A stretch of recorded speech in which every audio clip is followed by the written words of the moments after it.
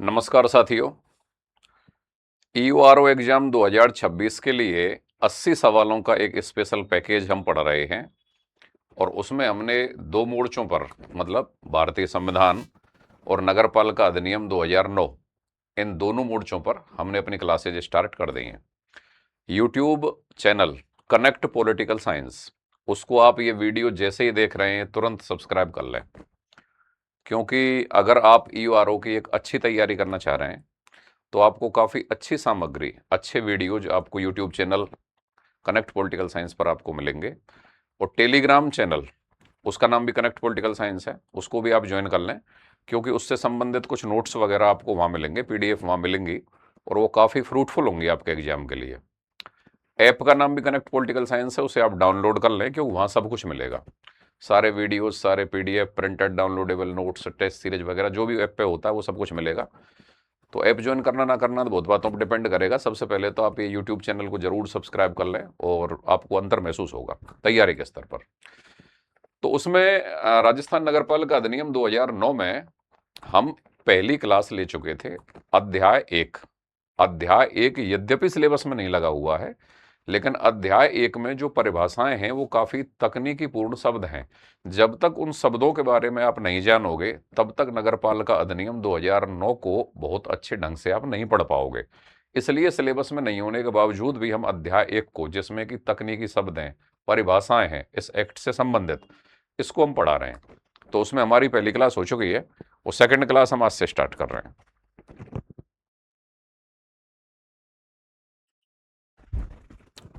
ये जो 80 सवाल सफलता के लिए निर्णायक 80 सवाल, जिसमें भाग ए में भारतीय संविधान के 20 सवाल पढ़ाए जा रहे हैं, करंट अफेयर्स के 20 सवाल पढ़ाए जा रहे हैं, और ये नगरपालिका अधिनियम और योजना जिसके 40 सवाल है, ये भाग बे में है। तो ये 80 सवाल का पैकेज हम ले रहे हैं। राजस्थान जीके को छोड़कर ईओआरओ का बचा कुचा सारा सिलेबस आपके सामने आ रहा है। तो इसमें पहली क्लास हो चुकी है, आज दूसरी क्लास स्टार्ट कर रहे हैं। कुछ परिभाषाएं हम कर चुके थे,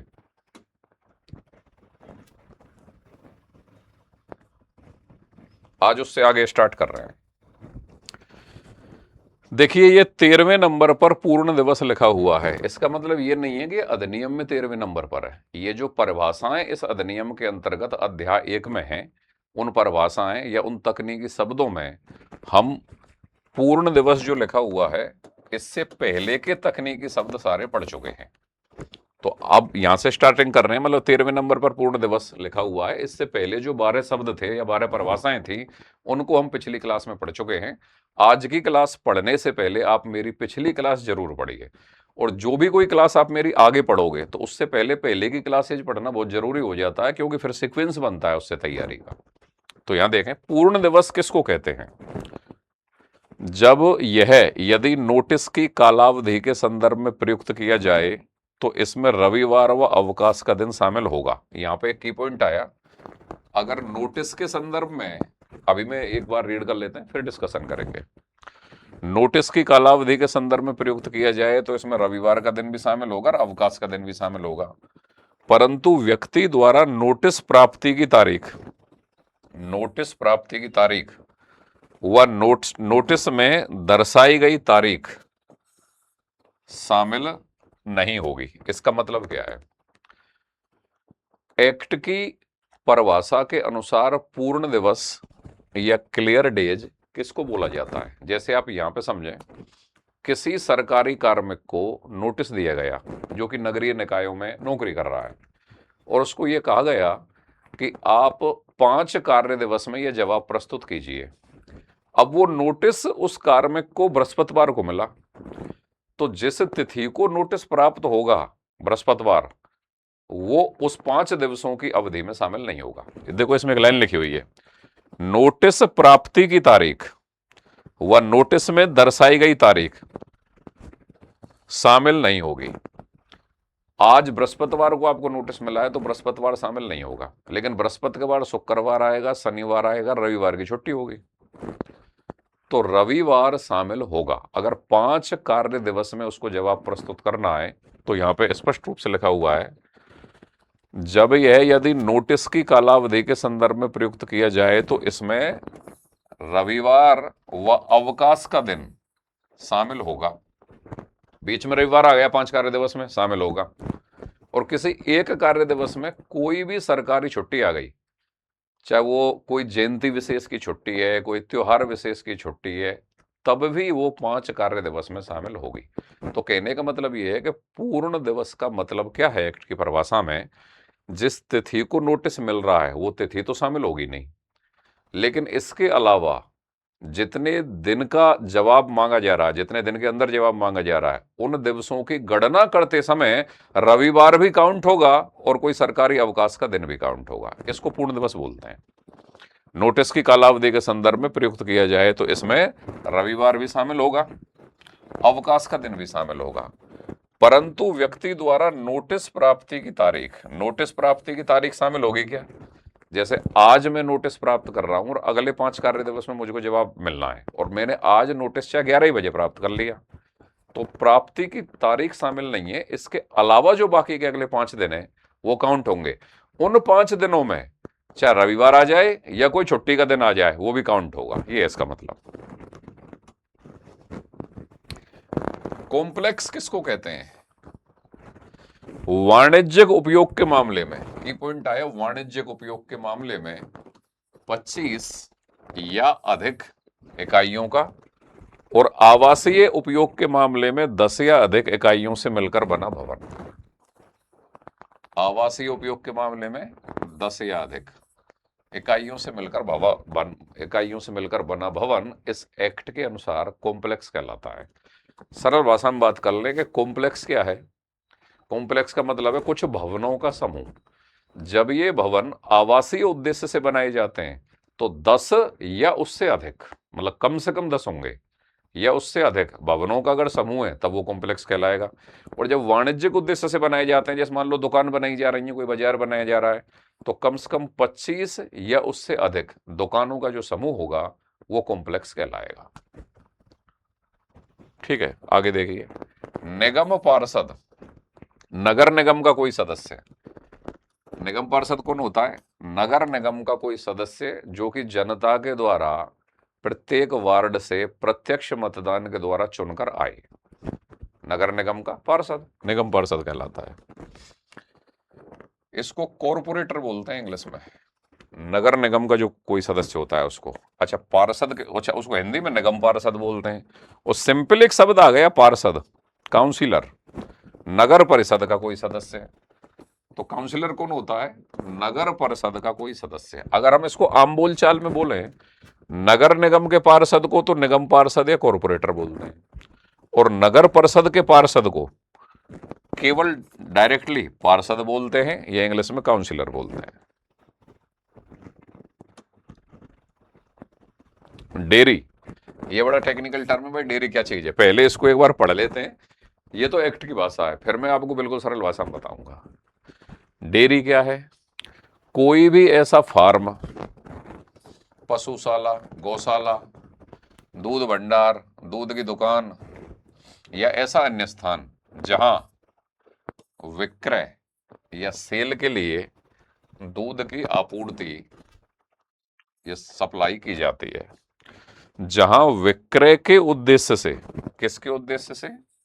विक्रय के उद्देश्य से, विक्रय के उद्देश्य के लिए दूध रखा जाता है, या जहां मक्खन, घी, पनीर, दही, शुष्क, विसंक्रमित, संघनित या टोंड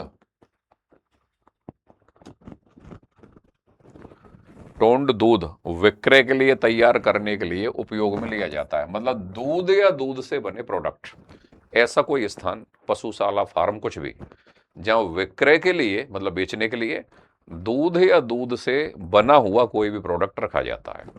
किसके लिए? बेचने के लिए। ये डेयरी है। अब डेयरी की परिभाषा में क्या शामिल नहीं है, ये टेक्निकल वर्ड है, ये देखो। किंतु इसमें निम्नलिखित शामिल नहीं है, यहां गौर करो। कोई दुकान या अन्य स्थान जिसमें दूध का विक्रय केवल उसके परिसर के भीतर, देखो ये पॉइंट आ गया, दूध का विक्रय तो यहां भी हो रहा है, दूध का विक्रय तो यहां भी हो रहा है, वहां भी हो रहा था, लेकिन यहां अगर दूध का विक्रय केवल उसके परिसर के भीतर उपभोग करने के लिए किया जाता है, मतलब ऐसी दुकान डेयरी में शामिल नहीं होगी जहां भले ही दूध का विक्रय किया जा रहा हो, भले ही दूध का विक्रय किया जा रहा हो, लेकिन उस दूध का विक्रय केवल उसके परिसर के अंतर्गत ही उपभोग करने के लिए किया जा रहा हो। जैसे आप ये मान लो, छोटे छोटे सरस के बूथ होते हैं या कोई दुकान होती है, वहां आपने कहा भाई साहब मीठी लस्सी दे दो, तो उसने मीठी लस्सी आपको दे दी और आपने वहीं उसने 10-20 चेयर डाल रखी है, वहीं आपने उसको पी के और डस्टबिन में डाला और चले गए, तो वो डेयरी नहीं है। क्योंकि वो जो दूध या दूध का बना प्रोडक्ट आपको दे रहा है, भले ही से वो बेच के दे रहा है, लेकिन उसका मतलब ये है कि भाई यहाँ पे ये जो चेयर वगैरह या बैठने की हमारी व्यवस्था है, आप वहाँ पे गए, दूध को लिया, प्रोडक्ट को वहीं पे यूज किया और उसको डाला रैपर को, चले गए, तो वो डेयरी नहीं है। दूसरी बात, दूसरा पॉइंट, ऐसी दुकान या अन्य स्थान में प्रथम बार में प्राप्त हुआ दूध, जिसको उसी मूल स्थिति में, मतलब जिस स्थिति में दूध प्राप्त हो रहा है उसी मूल स्थिति में वातरक्षित रूप से बंद और बिना खुले पात्रों में, कोई खुले हुए पात्रों में नहीं डाला जाएगा, कोल्ड स्टोरेज में या वो ठंडे जो फ्रिज होते हैं उनमें डाल दिया जाएगा, खुले पात्रों में विक्रय या आपूर्ति की जाती है। सरल भाषा में जान लो, जैसे मान लो सरस का कोई बूथ है, वहां पे सरस की डेयरी से गाड़ी भर के आई और उसने 50 थैली वहां दी उनको, उन्होंने उन 50 थैलियों को उसी स्थिति में अपना जो फ्रिज होता है उसमें रखा और वहां कोई ग्राहक खरीदने आया और उसने उसको बेच दिया, तो दूध का विक्रय तो यहाँ पे भी हो रहा है, लेकिन उसी मूल स्थिति में हो रहा है जिस मूल स्थिति में प्राप्त हुई है, इसलिए ये भी डेयरी नहीं है। दूसरी बात, अगर किसी व्यक्ति ने, जैसे मान लो दूध का कढ़ा भर के गर्म कर रहा है दूध को, और कोई दूध पीने गया, दूध कुल्हड़ में वो भर के बेच रहा है और वहां उसी के परिसर में अगर वो यूज किया जा रहा है, तो ये भी डेयरी नहीं है।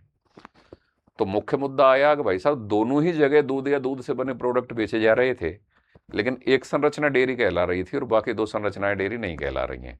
बस ये अंतर है, पहली संरचना जो डेयरी कहला रही है वहां पे दूध और दूध के बने हुए प्रोडक्ट बेचे जा रहे हैं, लेकिन वो खुले पात्रों में हैं। जैसे मान लो बहुत सारे दूध या ड्रम भर भर के दूध ले गए और खुले पात्रों में उन सारे दूधों को उन्होंने खला लिया, अब उसमें से चाहे वो पनीर निकालें, घी निकालें, कुछ क्रीम निकालें, कुछ भी निकालें, या उन पात्रों में से लोगों को भी दूध बेच रहे हैं, तो वो डेयरी है जिसमें हल्का मैन्युफैक्चरिंग टच आ जाएगा, अपनी तरफ से घटाना बढ़ाना वो आ जाएगा।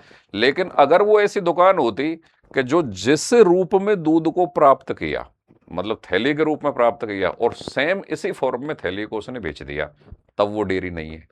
इसमें एक शब्द आया है, बिना खुले पात्रों में विक्रय आपूर्ति की जाती है, तब वो डेयरी नहीं है। अगर पात्र खुले हुए होते जिसमें वो सारे दूधों को ला के डाल रहे हैं और फिर वो उन खुले पात्रों में से ही बेच रहे हैं, तब वो डेयरी है।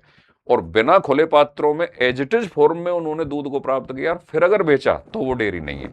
जैसे मान लो थैली के रूप में 100 थैली खरीदी, फ्रिज में रखा और उन 100 की 100 को बेच दिया, तो ये डेयरी नहीं है। अगर थैली की जगह ड्रम भरे भरे आते और फिर उनको खला लिया जाता और फिर वहां से 2 किलो 5 किलो जो जितना ले जा रहा है उसको बेचा जाता, तब वो डेयरी है।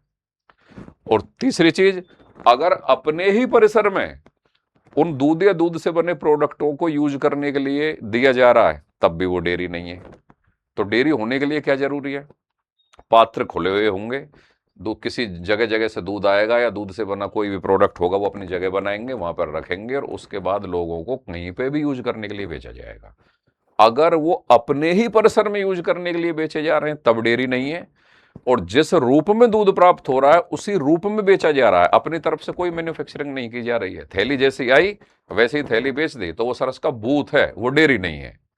ठीक है, एक बार दोबारा पढ़ लो, कंसेप्ट क्लियर हो जाएगा।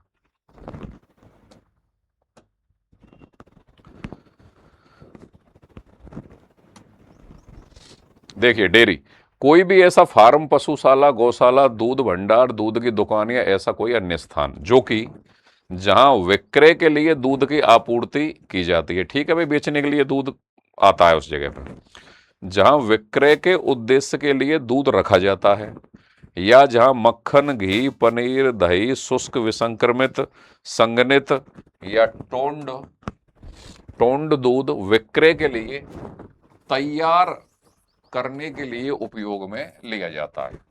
खुले पात्रें बेचने के लिए दूध को लिया जा रहा है और मैन्युफैक्चरिंग करके बहुत सारे दूध से बने हुए प्रोडक्ट बनाए जा रहे हैं, तो वो डेयरी है। लेकिन इसमें निम्नलिखित शामिल नहीं है, मतलब डेयरी की परिभाषा में क्या शामिल नहीं है? कोई दुकान या अन्य स्थान जिसमें दूध का विक्रय केवल उसके परिसर के भीतर, ये क्वेश्चन का की पॉइंट। अगर उसने बड़े कढ़ा भर के दूध गर्म कर रहा है वो, और या लस्सी बना रहा है वो, लस्सी की दुकान होती है ना शहर में हर जगह पे, तो भाई ठीक है, आप गए लस्सी पीने, भाई 2 लस्सी बना दो, उसने लस्सी बना दी, कुल्हड़ में भर के आपको दे दी, आपने उसको पी लिया, वहीं कुल्हड़ को डस्टबिन में डाल दिया, तो वो डेयरी नहीं है, क्योंकि उसमें कंडीशन आ गई, कोई दुकान या अन्य स्थान जिसमें दूध का विक्रय केवल उसके परिसर के भीतर। अगर आप उसके परिसर के भीतर यूज कर रहे हैं तो वो डेयरी नहीं है। डेयरी तो वो है कि जहां दूध और दूध का बना प्रोडक्ट बेचने के लिए रखा जाता है, उसको कहीं पे भी ले जाओ आप। दूसरा, वो भी डेयरी नहीं है, ऐसी दुकान या अन्य स्थान में प्रथम बार में प्राप्त हुआ, प्रथम बार में प्राप्त हुआ दूध जिसको उसी मूल स्थिति में, मतलब जैसे प्राप्त हो रही है थैली वैसे के वैसे बेच दिया जा रहा है, वात रक्षित रूप से बंद और बिना खुले पात्रों में, बिना खुले पात्रों में विक्रय आपूर्ति की जाती है। जैसे बता दिया मैंने कि भाई सरस की डेयरी से गाड़ी भर के आई, किसी बूथ वाले ने 200 थैली ली और उनको जिस रूप में ली उनको अपने वात रक्षित उसमें रख दिया फ्रिज में और बेच दिया, सेम जैसी मूल स्थिति में आई वैसी मूल स्थिति में बेच दिया, तो वो डेयरी नहीं है। वो क्या है? वो एक बूथ है, वो एक छोटी दुकान है। तो आप समझ गए होंगे डेयरी क्या है और डेयरी क्या नहीं है। ठीक है, अगला पॉइंट, खतरनाक रोग या डेंजरियस डिजीज इस एक्ट के अनुसार किनको माना जाता है? हैजा, प्लेग, चेचक, प्रमस्तिष्क, सुषुम्नावरण शोथ, डिफ्थीरिया, क्षय रोग, कुष्ठ रोग, इन्फ्लुएंजा, मस्तिष्क कलाशोथ, पोलियो, सिफिलिस, ऐसी बहुत सारी बीमारियां राज्य सरकार द्वारा इस अधिनियम के अंतर्गत अधिसूचित की गई। अन्य महामारी मतलब इनके अलावा भी स्थानिक बीमारी या संक्रामक रोग, इसमें एक ही पॉइंट है, राज्य सरकार द्वारा इस अधिनियम के अंतर्गत जिसको डेंजरियस डिजीज का दर्जा दे दिया जाता है वह डेंजरियस डिजीज है या खतरनाक बीमारी है। खतरनाक रोग या डेंजरियस डिजीज क्या है? ये तो एग्जाम्पल है। इस प्रकार की बीमारी या इनके अलावा अन्य कोई भी बीमारी जिसको राज्य सरकार इस अधिनियम के तहत खतरनाक बीमारी डिक्लेयर कर देती है वो फिर खतरनाक रोग या डेंजरियस डिजीज कहलाएगा। पार्किंग स्थान की न्यूनता, सरल भाषा में कहें तो ये कह सकते हैं कि भाई साहब गाड़ी खड़ी करने की जगह का अभाव। अब इसको देखो एक्ट में कैसे बोलेंगे, किन्हीं भी गैर आवासीय भवनों, कैसे भवनों? गैर आवासीय भवनों जिसमें कॉम्प्लेक्स भी हो सकता है, संस्थागत भवन भी शामिल हो। संस्थागत भवन बहुत सारे सरकारी बिल्डिंग्स, चाहे कोई अस्पताल की बिल्डिंग है, किसी स्कूल की बिल्डिंग है। गैर आवासीय भवन, गैर आवासीय कॉम्प्लेक्स हो गया, दुकानों का स्थान मान लो। संस्थागत भवन, इनमें विभिन्न प्रकार के यानों या वाहनों की पार्किंग स्थानों के लिए स्थान उपलब्ध की न्यूनता, उसको क्या बोला जाता है? पार्किंग स्थान की न्यूनता। तो पार्किंग स्थान की न्यूनता का मतलब क्या है कि वाहन पार्किंग करने के लिए जगह का अभाव। अब वो किस जगह मानी जाएगी? वो गैर आवासीय बिल्डिंग होनी चाहिए, चाहे तो वो किसी संस्थाओं की बिल्डिंग होनी चाहिए, चाहे सरकारी संस्था है चाहे प्राइवेट संस्था है, या कोई गैर आवासीय कॉम्प्लेक्स है, दुकानों का कोई कॉम्प्लेक्स है, वहां पर अगर आपको व्हीकल खड़ी करने के लिए जगह नहीं है तो उसको क्या बोला जाता है? पार्किंग स्थान की न्यूनता। निदेशक स्थानीय निकाय, डायरेक्टर ऑफ लोकल बॉडीज, राज्य सरकार द्वारा नियुक्त किया गया अधिकारी या इस अधिनियम के अधीन निदेशक स्थानीय निकाय के कार्यों का पालन करने के लिए राज्य सरकार द्वारा प्राधिकृत, आयुक्त या अन्य पदनाम के रूप में अधिकारी किसके द्वारा नियुक्त किया जाता है? राज्य सरकार के द्वारा। तो निदेशक स्थानीय निकाय, स्थानीय निकाय में पंचायती राज और नगरीय निकाय दोनों आते हैं। तो निदेशक स्थानीय निकाय, डायरेक्टर ऑफ लोकल बॉडीज, स्थानीय निकायों का डायरेक्टर जो कि डायरेक्टरेट में बैठता है। व्ययन या डिस्पोजल किसको बोलते हैं? आप जिसको हिंदी में व्ययन बोलोगे उसको इंग्लिश में डिस्पोजल बोला जाता है। अब डिस्पोजल क्या चीज है एक बार पढ़िए। भूजल, सतही जल, भूजल का मतलब भूमि के अंतर्गत जल, सतही जल का मतलब भूमि के ऊपर जल, और चारों ओर की वायुओं की गुणवत्ता को बचाए रखने के लिए। भूमि के अंदर का जल, भूमि के ऊपर का जल और चारों ओर की वायु की गुणवत्ता को बचाए रखने के लिए निर्धारित उपायों के अनुसार ठोस अपशिष्टों का व्ययन या निपटान। शहर के अंतर्गत या शहरों के अंतर्गत कचरे का जमाव एक बहुत बड़ी समस्या है, और ये पूरे भारत की ही समस्या है। बड़े लेवल पर कचरों के ढेर लग जाते हैं। तो आपने देखा होगा कचरा निस्तारण केंद्र मतलब सिटी के बाहर बनाए जाते हैं। अब उसमें कचरा बहुत प्रकार का आता है। उस कचरे का डिस्पोजल पूरी तरीके से उसको नष्ट कर देना, विनष्ट कर देना, जिससे कि वो ना तो भूमि के अंतर्गत के जल को खराब करे, न सतही जल को खराब करे, और न चारों ओर की वायु को खराब करे। वह प्रक्रिया व्ययन या डिस्पोजल कहलाती है इस एक्ट के अनुसार। तो ये पर्यावरण संरक्षण या पर्यावरण की सुरक्षा के लिए जरूरी है। जिला मजिस्ट्रेट, दंड प्रक्रिया संहिता 1973 की धारा 20 के अधीन जिला मजिस्ट्रेट। जिला मजिस्ट्रेट का पद, अब जिला मजिस्ट्रेट के रूप में कलेक्टर कार्य करता है। कलेक्टर के बहुत सारे कार्य हैं, जिनमें एक कार्य जिला मजिस्ट्रेट के रूप में भी कार्य करना है। नाली, ड्रेनेज सिस्टम के अंतर्गत नाली क्या होती है? ड्रेन। मल नाली, पाइप, खाई, जलसरणी, चैनल या अन्य कोई युक्ति जिससे मैला पानी, मल तथा दूषित जल, वर्षा का जल, अधोमृदा जल, सब सॉइल वाटर का वहन हो। वहनों का मतलब वो बह के निकले, तथा साथ ही इनसे जुड़े शौचालय, नालियों से जुड़े शौचालय, पात्र, टैप्स, सिंक, हौज, फ्लश टैंक या अन्य फिटिंग्स। सरल भाषा में जान लो आप, किसी भी प्रकार की नाली, चाहे वो शौचालयों की नाली जो कि टैंक से जुड़ के बाहर सीवरेज में जाती हैं, घरों की नालियां, या ऐसी नालियां जो बाजारों में बनी हुई हैं, जिनसे बाजार का भी सारे प्रकार का पानी, मल वगैरह या जो भी प्रकार का वेस्ट है वो सब बह के जाता है। ये सब नालियां एक्ट के अकॉर्डिंग नाली हैं। कार्यपालक समिति, एग्जीक्यूटिव कमेटी, धारा 55 में गठित कार्यपालक समिति। अब देखो ये जो टर्म आ रही है ना, इनको हम बहुत ही डिटेल में पढ़ने जा रहे हैं आगे। अब ये तो केवल क्या है, शब्दों से आपका परिचय करवाया जा रहा है कि भाई देखो ये क्या होता है, ये क्या होता है। और कार्यपालक समिति क्या होती है? नगर पालिका के गठन के 90 दिन के अंतर्गत एक कार्यपालक समिति का गठन किया जाता है, जो नगर पालिका की गतिविधियों को कंट्रोल करती है। अब इसकी बड़ी डिटेल है, वो डिटेल हम जब आगे एक्ट पढ़ेंगे तो हम पढ़ेंगे। वित्त आयोग, भारत के संविधान के अनुच्छेद 243(1) के अधीन वर्णित वित्त आयोग।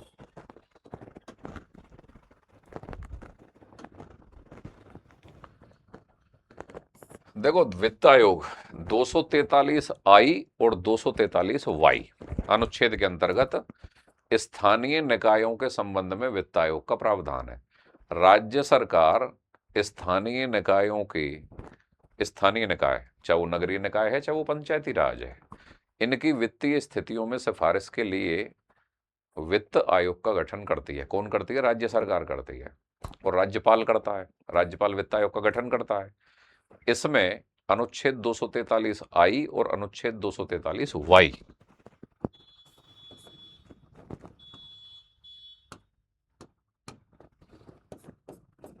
और 243(Y) के अंतर्गत वित्त आयोगों का प्रावधान है। नगरीय निकायों के लिए और पंचायती राज संस्थाओं के लिए, दोनों के लिए राज्य वित्त आयोग। और केंद्र का जो वित्त आयोग गठित होता है उसका गठन राष्ट्रपति करता है, अनुच्छेद 280 के तहत करता है, प्रति 5 वर्ष बाद करता है। तो यहाँ पे जो हम वित्त आयोग पढ़ रहे हैं, वो वित्त आयोग नगरीय निकायों के संबंध में वित्त आयोग का प्रावधान है। वही वित्त आयोग जो नगरीय निकायों के लिए वित्तीय स्थितियों की सिफारिश करता है, वही पंचायती राज संस्थाओं के लिए वित्तीय स्थिति की सिफारिश भी करता है। तो वो वित्त आयोग होता एक ही है। जब वो नगरीय निकायों के लिए काम करेगा तो अनुच्छेद में उसका नंबर दूसरा पड़ेगा, और जब वो पंचायती राज संस्थाओं के लिए कार्य करेगा तो अनुच्छेद में उसका नंबर दूसरा पड़ेगा। है वो अनुच्छेद 243 के अंतर्गत ही। तो ये चीजें आगे डिटेल में आएंगी। अग्निशमन दल, फायर ब्रिगेड, धारा 256 के अधीन नगर पालिका द्वारा स्थापित और संधारित पोषित अग्निशमन दल। ये याद करना पड़ेगा आपको फ्यूचर में क्योंकि अपने आपको बताया है कि यद्यपि नगर पालिका अधिनियम 2009 में 17 अध्याय हैं, लेकिन हमारे सिलेबस में 9 अध्याय दे रखे हैं और उसमें 344 धाराएं हैं, लेकिन जो 9 अध्याय हमारे सिलेबस में दे रखे हैं उनमें लगभग 294 धाराएं हैं। तो अच्छी तैयारी के लिए जरूरी यह है कि वो पूरी पूरी 294 धाराएं अगर याद करते हैं तो फिर तैयारी एक्सट्रीम लेवल पे जाती है। तो वहां आपको ये आ सकता है कि भाई अग्निशमन दल जो फायर ब्रिगेड है, जहां आग लग जाती है, आगजनी हो जाती है, उन आगजनी को रोकने के लिए, उसको शांत करने के लिए जो फायर ब्रिगेड सिस्टम है जो कि नगरीय निकायों के पास होता है, उसका गठन कौन से अनुच्छेद के, कौन से धारा के तहत होता है? धारा 256 के तहत होता है। अग्निशमन संपत्ति क्या है? दमकल केंद्र फायर स्टेशंस के रूप में प्रयुक्त भूमियां और भवन। मतलब अग्निशमन संपत्ति का मतलब यह है फायर ब्रिगेड जो सिस्टम होता है ना पूरा का पूरा, उसका एक सेंटर होता है जहां पे गाड़ियां होती हैं, बहुत सारी मशीनरी होती हैं, वो सब अग्निशमन संपत्ति होती है। तो देखो उसमें क्या क्या आता है। दमकल केंद्र मतलब जो फायर स्टेशन होते हैं के रूप में प्रयुक्त भूमियां और भवन। तो दमकल केंद्र के रूप में जो भूमि है या उस पर जो भवन बना हुआ है वो भी अग्निशमन संपत्ति में शामिल है। दमकल इंजन, इक्विपमेंट्स, जो भी उपकरण होते हैं, औजार, हाइडेटर उपकरण और अग्निशमन के लिए काम में आने वाली सारी वस्तुएं। अग्निशमन के संबंध में प्रयुक्त मोटरयान और परिवहन के अन्य साधन, वर्दियां और रैंक के बैज। क्योंकि जो अग्निशमन कार्य में जो लोग जुड़े होते हैं उनकी ड्रेसेज भी होती हैं, वो सब अग्निशमन संपत्ति के रूप में काम आती हैं। तो अग्निशमन केंद्र फायर ब्रिगेड सिस्टम के अंतर्गत पूरा जो मशीन, औजार, ड्रेसेज, गाड़ियां, भूमि, भवन, जो सब कुछ है वो अग्निशमन संपत्ति के अंतर्गत आता है। दमकल केंद्र फायर स्टेशन राज्य सरकार द्वारा दमकल केंद्र के रूप में घोषित की गई चौकी या स्थान। दमकल केंद्र या फायर स्टेशन क्या है? नगर पालिकाओं के अंतर्गत अलग अलग जगह दमकल केंद्र बने होते हैं जहां पर आग बुझाने वाले सारे प्रकार के संयंत्र, गाड़ियां, ड्रेसेज, जो भी कोई उनकी मशीनरी, उपकरण, जो भी कुछ होता है वो सब वहां होता है। अब सूचना आती है कि सब वहां बाजार में आग लग गई है, तो इन दमकल केंद्रों से वो पूरी टीम जाती है अपने पूरे लवाजमे को लेकर, उस आग को बुझाती है उस जगह पे। तो ऐसे दमकल केंद्र नगरीय निकायों के अधिकार क्षेत्र में उनके अंतर्गत स्थापित होते हैं। परिसंकट में अपशिष्ट, हजारडस वेस्ट, पर्यावरण संरक्षण अधिनियम 1986 में बताए गए अपशिष्ट के वर्ग। ठीक है, एक सिंपल पॉइंट है। परिसंकट में अपशिष्ट पर्यावरण संरक्षण अधिनियम के तहत जो अपशिष्टों की परिभाषा है, पर्यावरण संरक्षण अधिनियम के तहत ऐसे अपशिष्ट जिनको परिसंकट में अपशिष्ट कहा जाता है, वो एक टर्म है। परिसंकट में अपशिष्ट किसको कहा जाएगा? जो पर्यावरण संरक्षण अधिनियम के अनुसार अपशिष्टों की परिभाषा में है। निवासी, किसी स्थानीय क्षेत्र के लिए प्रयुक्त किया जाए, सरल भाषा में समझ लो किसी स्थान पर रहने वाला कोई व्यक्ति। अब निवासी में कौन कौन शामिल होगा और कौन नहीं होगा वो देखिए। किसी स्थानीय क्षेत्र के लिए प्रयुक्त किया जाए तो उस क्षेत्र में मामूली तौर पर साधारणतया निवास करने वाला, या तो कोई व्यक्ति उस क्षेत्र में निवास करने वाला है, सरल भाषा में बोले जो ये लैंग्वेज आती है ना, मामूली तौर पर साधारणतया निवास करने वाला, तो इसको सामान्यतः हम ये समझ लेते हैं कि मामूली तौर का मतलब है 1-2 घंटे के लिए निवास करने वाला। ऐसा नहीं, ये एक्ट की लैंग्वेज है। इसका सरल भाषा में मतलब है कि किसी स्थान पर कोई नियमित रूप से रहने वाला व्यक्ति, जिसको बोला जाता है ना मामूली तौर पर साधारणतया निवास करने वाला, तो इसको सरल भाषा में हम ये बोल सकते हैं कि किसी स्थान पर निवास करने वाला या रहने वाला कोई व्यक्ति, या कारोबार चलाने वाला, कारोबार चलाने वाला भी वहां का निवासी है, या स्थावर संपत्ति का स्वामित्व रखने वाला। स्थावर संपत्ति का मतलब है कि स्थायी संपत्ति का स्वामित्व रखने वाला। 3 कैटेगरी के आदमी निवासी हो गए। एक तो कोई आदमी वहां पर अपना मकान बना के रह रहा है, समझ गए, वो वहां का निवासी है। कोई जरूरी नहीं कि मकान खुद का हो, वो बेचारा किराए के में भी रह सकता है। कोई जरूरी थोड़ी है सभी आदमियों के पास मकान हो सकता है कोई किराए पे ही रह रहा हो, लेकिन वहां पे वो नियमित रूप से रह रहा है, तो वहां का निवासी है, चाहे खुद के मकान में रह रहा है चाहे किराए के मकान में रह रहा है, एक बात। दूसरी बात, वह वहां पे व्यापार कर रहा है, 10 साल से दुकान चल रही है, सब यही दुकान चल रही है, यहीं रह रहा है, तो वह वहां का निवासी है। तीसरी बात, ऐसा कोई व्यक्ति जिसकी स्थायी संपत्ति वहीं पे है, अलवर में, राजस्थान में, जयपुर में, कहीं पे भी उसकी स्थायी संपत्ति है, लेकिन वह तो नहीं रह रहा भाई साहब गर्मी में, उत्तराखंड में रहेगा वो तो आराम से, खूब सारी प्रॉपर्टी है जगह जगह, वो भी अलवर का, मतलब जहां पे उसकी स्थायी संपत्ति है वो वहां का निवासी है, चाहे वो साल में 3 ही दिन आए उस जगह पर, रेजिडेंस वहीं के बन पड़ा है उसका तो, और रहता कहाँ है वो, उत्तराखंड में, श्रीनगर में, गोवा में, हिमाचल, मनाली, जहां भी उसकी इच्छा है, देश विदेश, लेकिन वो भी वहां का निवासी है। तो निवासी की परिभाषा में 3 कैटेगरी के आदमी, एक तो वहां पर नियमित रूप से निवास करने वाला, चाहे खुद के घर में करे चाहे किराए के घर में करे, वो तो रह रहा है वहां पे व्यापार करने वाला नियमित रूप से, वह भी वहां का निवासी है, लिख रहा है ना, कारोबार चलाने वाला, या स्थावर संपत्ति का स्वामित्व रखने वाला। स्थावर संपत्ति मतलब इमूवेबल प्रॉपर्टी, जैसे उसके प्लॉट हैं, उसका मकान है, उसका कुछ भी फार्म हाउस है, लेकिन वो वहां रह नहीं रहा है, उसकी संपत्ति है, वहां पे रहे तो वो कहीं पे भी रहा है, वो भी वहां का निवासी है। तो 3 कैटेगरी के लोग निवासी होंगे, नियमित रूप से रहने वाला, चाहे खुद के मकान में रहे चाहे किराए के मकान में रहे, वहां पे व्यापार व्यवसाय कारोबार चलाने वाला, और वहां पर स्थायी संपत्ति का मालिक, चाहे फिर वो वहां रहे चाहे फिर वो कहीं पे भी रहे, वो वहां के निवासी की परिभाषा में आएगा। भूमि या लैंड, ऐसी भूमि जिस पर निर्माण किया हुआ हो और जो जलाच्छादित ना हो, ऐसी भूमि जिस पर निर्माण किया गया हो और जो जलाच्छादित ना हो, भूमि या लैंड। नवीनतम जनगणना के आंकड़े, अंतिम पूर्ववर्ती जनगणना के सुसंगत आंकड़े। नवीनतम जनगणना के आंकड़े क्या हैं, जैसा आज की तारीख तक नवीनतम जनगणना के आंकड़े कौन से हैं, 2011 की जनगणना के जो आंकड़े, 2021 की जनगणना के आंकड़े जब आ जाएंगे तो फिर वो नवीनतम जनगणना के आंकड़े 2021 की जनगणना के आंकड़े होंगे।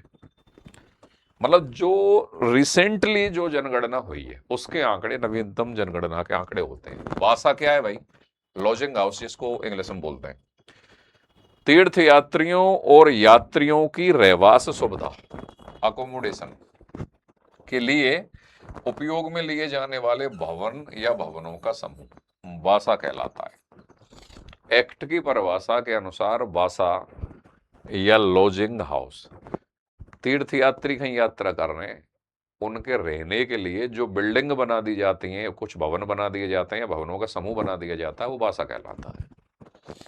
सदस्य मेंबर, नगर पालिका का विधि पूर्वक सदस्य हो वह व्यक्ति।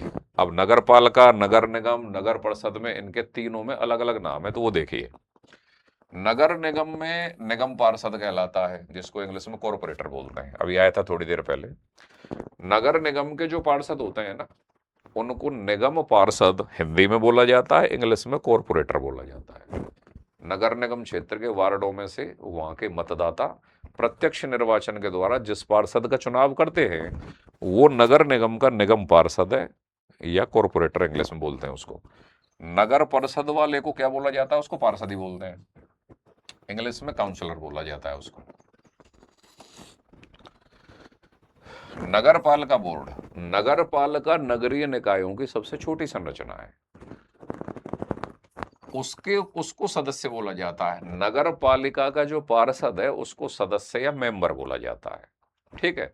नगर निगम वाले को पार्षद या काउंसलर बोला जाता है, और नगर परिषद वाले को, एक बार थोड़ा सा कंफ्यूज हो गया आपको, यहां देखिए, नगर निगम वाले को निगम पार्षद या कॉर्पोरेटर, उससे छोटी संरचना है नगर परिषद, उसको पार्षद या काउंसलर, और नगर पालिका वाले को सदस्य या मेंबर बोला जाता है। इन तीनों के नाम आपको याद होना चाहिए, एग्जामिनर कहीं से भी सवाल पूछ सकता है। अब दूध किसको कहते हैं, अब तुम सोचोगे साहब दूध बताओगे कि हमारी जिंदगी दूध पीने में गई है।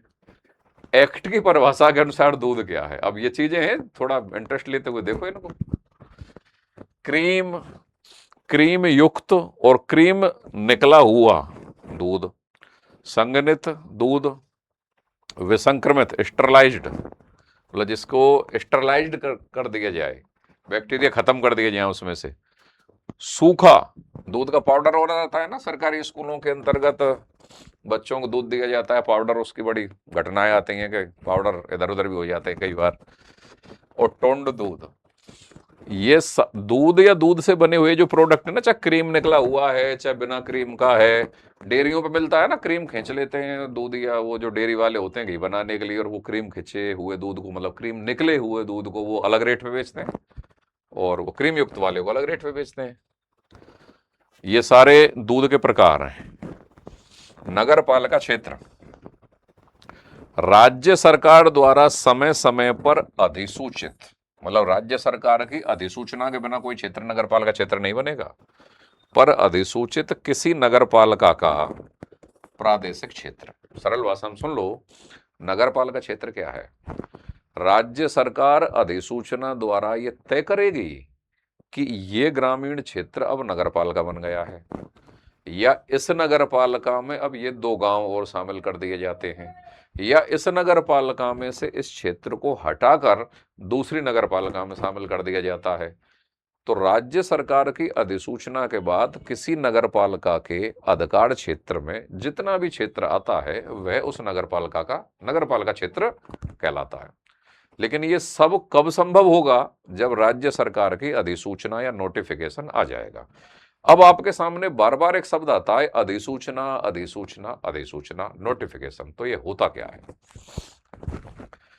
राजस्थान राजपत्र, जिसको गजट बोलते हैं, उसमें राजभवन, राज्यपाल का हेड ऑफिस कौन सा है? राजभवन। वहां से हर 15 दिन में अधिसूचना निकलती है।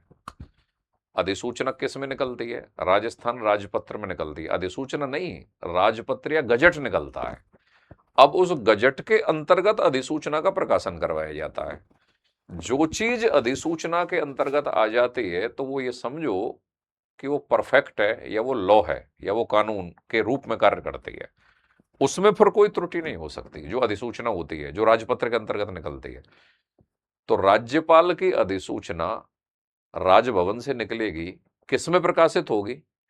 राजपत्र या गजट में प्रकाशित होगी। और जब उस गजट में कोई चीज प्रकाशित हो जाती है तो वो कानून के रूप में कार्य करती है। तो ये अधिसूचना का मतलब ये है। नगर पालिका निधि, नगर पालिका का फंड, धारा 79 में वर्णित, 79 में वर्णित निधि। अब देखो एक सवाल तो यही हो गया, क्योंकि ये सब सिलेबस में लगे हुए हैं। एग्जामिनर डायरेक्ट पूछ सकता है नगर पालिका निधि का प्रावधान नगर पालिका अधिनियम 2009 की कौन सी धारा में है? धारा 79 में है। नगर पालिका निधि या नगर पालिका का फंड, जिसका वर्णन धारा 79 में है। नगर पालिका ठोस अपशिष्ट, म्यूनिसिपल सॉलिड वेस्ट, ठोस या अर्ध ठोस रूप में पैदा होने वाला वाणिज्यिक और आवास संबंधी अवशिष्ट, दोनों प्रकार का अवशिष्ट हो गया भाई इसमें। यहां गौर करना, नगर पालिका ठोस अपशिष्ट, किसी नगर पालिका क्षेत्र का ठोस अपशिष्ट क्या होता है? तो नगर पालिका क्षेत्र का ठोस अपशिष्ट क्या होता है? ठोस या अर्ध ठोस रूप में पैदा होने वाला वाणिज्यिक, जैसे उस नगर पालिका क्षेत्र में कोई दुकान है, कोई कॉम्प्लेक्स है, दुकानों का कॉम्प्लेक्स, उनसे जो ठोस या अर्ध ठोस वेस्ट मटेरियल सारा है वो नगर पालिका के ठोस अपशिष्ट में। आवासीय क्षेत्र, घरों से जो कचरा होता है ना, वो सुबह सुबह गाड़ी आती है, कचरे वाला आया, गाड़ी वो क्या गाड़ी वाला आया, कचरा निकाल, वो जो गाना चलता है सुबह सुबह, वो भी वो मतलब घरों से निकलने वाला अपशिष्ट।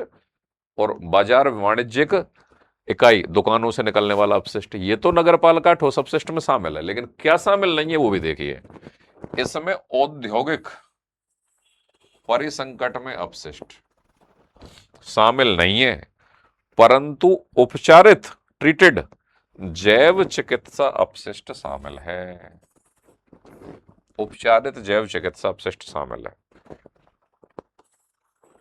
दोबारा गौर करिए, नगर पालिका ठोस अपशिष्ट के अंतर्गत आवास, मतलब जो रेजिडेंशियल एरिया जहां पर लोग रह रहे हैं उनका अपशिष्ट भी शामिल है, वाणिज्यिक अपशिष्ट भी शामिल है, दुकान है, चूड़ी बाजार है, परचूने की दुकान है, या जो भी कोई है, छोटे मोटे रेस्टोरेंट, उन सब का अपशिष्ट भी शामिल है। लेकिन क्या शामिल नहीं है? औद्योगिक अपशिष्ट शामिल नहीं है। औद्योगिक परिसंकट में अपशिष्ट, MIA एरिया जहां बड़ी बड़ी इंडस्ट्रीज फैक्ट्रीज लगी हुई हैं, उनका कोई अपशिष्ट है वो नगर पालिका अपशिष्ट में शामिल नहीं है। ये ध्यान रखना है, औद्योगिक अपशिष्ट नहीं है। दुकानों का, बाजारों का, वाणिज्यिक उपयोग का है, आवासीय है, औद्योगिक नहीं है। लेकिन उपचारित, ट्रीटेड जैव चिकित्सा अपशिष्ट भी शामिल है। जैव चिकित्सा अपशिष्ट हम पढ़ चुके हैं। मनुष्य की और पशुओं की चिकित्सा से संबंधित जितनी भी क्रियाकलाप होते हैं, उनसे संबंधित अपशिष्ट जैव चिकित्सा अपशिष्ट कहलाता है। वो अगर उपचारित है, ट्रीटेड है, तो वो नगरपालिका ठोस अपशिष्ट में शामिल होगा। अगर उपचारित नहीं है, अनुपचारित है, तो वो भी नहीं होगा। तो ऐसे एक एक शब्द और एक एक कंसेप्ट आपका क्लियर होना चाहिए। तो देखो एग्जामिनर सवाल क्या डालेगा।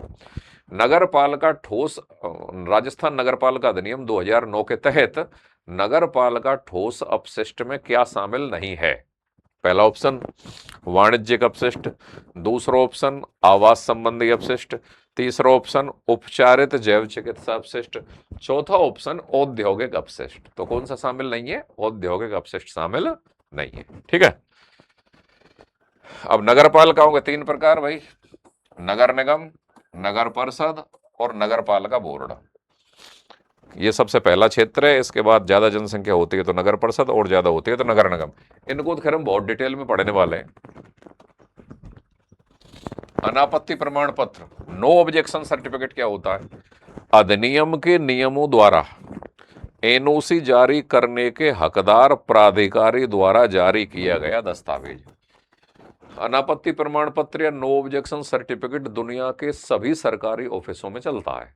अब नगरपालिका अधिनियम 2009 के तहत नगरीय निकायों में NOC जारी करने का प्राधिकार, प्राधिकार का मतलब अथॉरिटी, या सरकारी नियमों के अकॉर्डिंग जो व्यक्ति प्राधिकृत किया जाता है कि तुम NOC जारी करने की शक्ति रखते हो, या मतलब वो सीट या वो पद NOC जारी करने की शक्ति रखता है, उसके द्वारा जारी की गई NOC या अनापत्ति प्रमाण पत्र कहलाता है। सरल भाषा में सुनो, अनापत्ति प्रमाण पत्र दुनिया भर के सारे सरकारी ऑफिसेज में कार्य करता है। नगर पालिका एक्ट के अनुसार वह प्राधिकारी या वह अथॉरिटी या वह सरकारी अधिकारी जिसको NOC जारी करने की शक्ति होती है, उसके द्वारा जारी किया गया प्रमाण पत्र NOC कहलाता है। कौन सी NOC? नगरीय निकायों से संबंधित NOC। अधिनियम के नियमों द्वारा NOC जारी करने के हकदार, मतलब NOC जारी करने की पावर है इस आदमी में, उस प्राधिकारी द्वारा, उस अथॉरिटी द्वारा जारी किया गया दस्तावेज। न्यूसेंस, कोई भी ऐसा कार्य, लोप, चूक, स्थान या वस्तु जो दृष्टि देखने में, गंध सूंघने में, श्रवण चेतना सुनने में के लिए क्षति, खतरा, क्षोभ या घृणा पैदा करे। मतलब ऐसा कोई भी कार्य जो देखने में, सूंघने में और सुनने में खतरा, क्षोभ, घृणा, क्षति, मतलब फील बैड कराए, अच्छा नहीं करे, वो सब खराब हो, वो सब न्यूसेंस कहलाता है। जीवन के लिए खतरनाक हो या स्वास्थ्य या संपत्ति के लिए हानिकारक हो, वो क्या कहलाता है भाई? न्यूसेंस कहलाता है। अधिभोगी या ऑक्यूपायर क्या होता है? ये देखिए, भूमि या भवन के संबंध में, सबसे पहले तो भूमि या भवन के संबंध में अधिभोगी क्या है के संबंध में ऐसा कोई व्यक्ति जो स्वामी को किराया, अधिभोग के पेटे नुकसानी का भुगतान या संदाय कर रहा है। स्वामी को किराया दे रहा है भाई, और अधिभोग के पेटे जो उसका नुकसान हो जा रहा है उसका भुगतान कर रहा है, वो पेमेंट भी कर रहा है। परंतु अपनी स्वयं की भूमि या भवन में रहने वाला स्वामी अधिभोगी भी माना जाएगा। 2 प्रकार के आदमी अधिभोगी हैं। ये तो किराए का आदमी है, मतलब किराएदार है, किराएदार, और ये मालिक है खुद का। अधिभोगी या ऑक्यूपायर क्या होता है? किसी भूमि या भवन का उपयोग करने वाला ऐसा व्यक्ति जिसकी खुद की भूमि या भवन है, वो तो उसका डायरेक्ट अधिभोगी है। किराएदार भी अधिभोगी है अगर वो टाइम टू टाइम पेमेंट कर रहा है उस भूमि या भवन के वास्तविक मालिक को, और उस भूमि या भवन में कोई टूट फूट हो गई, खिड़कियां टूट गई और खराबी हो गई, तो उसको भी वो रिपेयर करवा रहा है, तो वह किराएदार भी अधिभोगी है। अधिभोगी में दोनों प्रकार के लोग आएंगे, खुद उस संपत्ति का मालिक भी अधिभोगी है और वो किराएदार भी अधिभोगी है। अगर वो टाइम टू टाइम किराया दे रहा है और कोई टूट फूट हो जाए तो उसका रिपेयर भी करवा रहा है, तो वो भी अधिभोगी है। और ऐसा व्यक्ति कोई अधिभोगी नहीं है जो जबरदस्ती कब्जे कर लिया किसी के पे, किराया भी नहीं दे रहा, रिपेयरिंग भी नहीं करवा रहा और रह रहा है दूसरे के में, तो वो अधिभोगी नहीं है।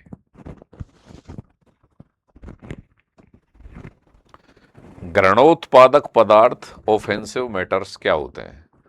रसोई का कचरा, ये जो है ना, अपशिष्ट पदार्थ, घृणोत्पादक पदार्थ, हैजार्डस वेस्ट, ये टेक्निकल टर्म है। ये जो है वो है और जो नहीं है वो नहीं है, एग्जैक्टली याद होने चाहिए। घृणोत्पादक पदार्थ क्या है भाई? रसोई का कचरा, अस्तबल का कचरा, गोबर पशुओं का, गंदा गलित या सड़ने वाला पदार्थ, जैसे मान लो कोई आम सड़ गए आपके, ठीक है, किसी भी प्रकार की गंदगी जिसमें मल शामिल नहीं, बस यही की पॉइंट है।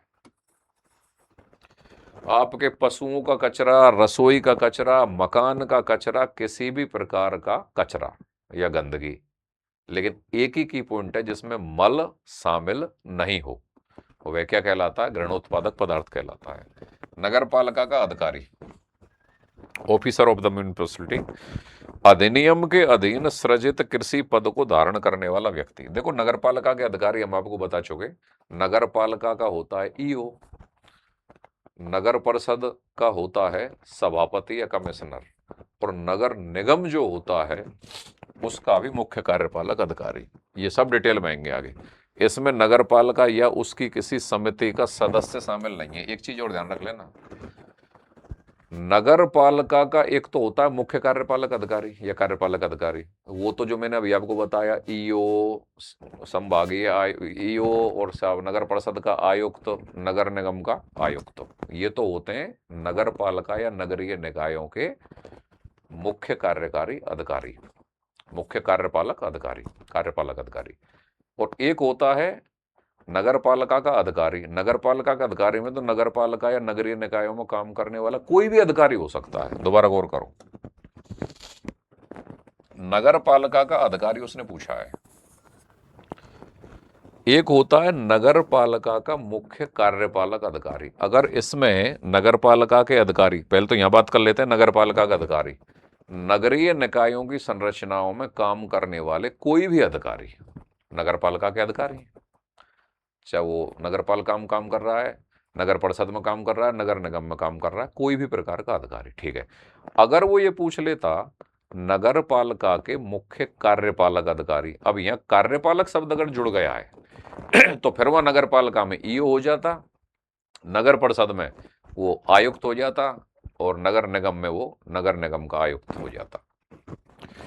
तो यहां पे क्या पूछ रहा है वो? नगर पालिका का अधिकारी, अधिनियम के अधीन सृजित किसी पद को धारण करने वाला व्यक्ति। तो नगर पालिका के अंतर्गत बहुत सारे अधिकारी काम करते हैं, नगर निगम में बहुत सारे अधिकारी काम करते हैं, तो किसी भी पद पे बैठने वाला जो अधिकारी है वो नगर पालिका का अधिकारी है। लेकिन इसमें कौन शामिल नहीं होगा, ये पॉइंट है। इसमें नगर पालिका या उसकी किसी समिति का सदस्य शामिल नहीं है। नगर पालिका या उसकी किसी समिति का सदस्य, तो नगर पालिका या उसकी किसी समिति में कौन होता है? नगर पालिका या नगरीय निकायों को पार्षद होते हैं। तो वो जो पार्षद हैं वो अधिकारी की परिभाषा में शामिल नहीं है। अधिकारी का मतलब है सरकारी अधिकारी, जो सरकारी नौकरी कर रहा है वो वाला व्यक्ति। अन्य अभिकरण, अदर एजेंसीज क्या है? प्राइवेट सेक्टर की कोई कंपनी, कोई भी प्राइवेट सेक्टर की कंपनी, कोई भी फर्म, कोई भी सोसाइटी या निगमित निकाय या कोई संस्था या सरकारी अभिकरण या कोई संयुक्त क्षेत्र का अभिकरण। देखो, सरकारी क्षेत्र का भी हो सकता है, संयुक्त क्षेत्र का भी हो सकता है, और प्राइवेट क्षेत्र का भी हो सकता है। उसकी कोई भी अभिकरण या कोई भी एजेंसी इस एक्ट की परिभाषा में अन्य अभिकरण के नाम से जाने जाते हैं। यहां अन्य अभिकरण का मतलब क्या है? नगरीय निकायों, नगर पालिका एक्ट 2009 के तहत नगरीय निकायों से संबंधित जो अभिकरण या एजेंसी हैं उनके अलावा चाहे वो सरकारी हो, चाहे वो प्राइवेट हो, चाहे वो संयुक्त उपक्रम की हो, किसी भी प्रकार की फर्म, एजेंसी, सब अन्य अभिकरण कहलाएंगे। तो अन्य या अदर जो ये दिया गया है, इसका मतलब क्या है? नगरीय निकायों से संबंधित एजेंसी के अलावा किसी भी फील्ड की, चाहे फिर भले वो सरकारी हो, प्राइवेट हो, चाहे संयुक्त हो, वो सब अन्य अभिकरण कहलाएंगे। किसी भी क्षेत्र की कोई कंपनी, फर्म, सोसाइटी, कोई भी संस्था, कोई भी सरकारी अभिकरण, वो सब नगरीय निकायों से अगर अलग है तो फिर वो क्या है? अन्य अभिकरण है। स्वामी या ओनर, ऐसा व्यक्ति जो स्वयं के लिए या किसी व्यक्ति, सोसाइटी या धार्मिक या चैरिटी प्रयोजन के लिए किसी अभिकर्ता या एजेंट या न्यासी, ट्रस्टी या रिसीवर के रूप में किसी भवन या भूमि का क्या ले रहा है भाई साहब? किराया ले रहा है, वो सब स्वामी है। एक पॉइंट आया अभिकर्ता, एक पॉइंट आया ट्रस्टी या न्यासी के रूप में, और एक पॉइंट आया रिसीवर के रूप में। किसी भवन या भूमि का किराया प्राप्त कर रहा है।